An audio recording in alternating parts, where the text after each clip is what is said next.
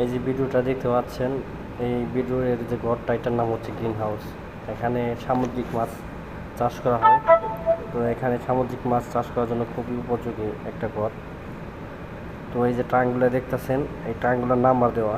এখানে বারোমুন্ডি, যা বাংলাদেশে কুরাল মাছ বলে, বারোমুন্ডি মাছ চাষ করা হয়। তো পুরো হ্যাচারি এলাকাটা আপনাকে দেখাচ্ছি। এটা হচ্ছে ন্যাশনাল অ্যাকোয়াকালচার গ্রুপ।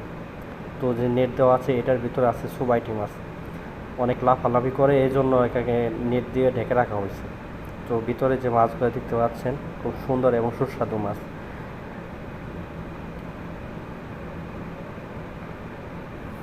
এই এক একটি মাছ কমসে কম 5 কেজি 6 কেজির মতো হবে।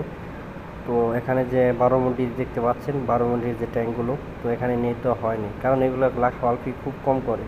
তো স্কেলটা দেখতে পাচ্ছেন, এখানে মাছের উচ্চতা এবং যে লেভেল দেখে। তো আশেপাশের পরিবেশ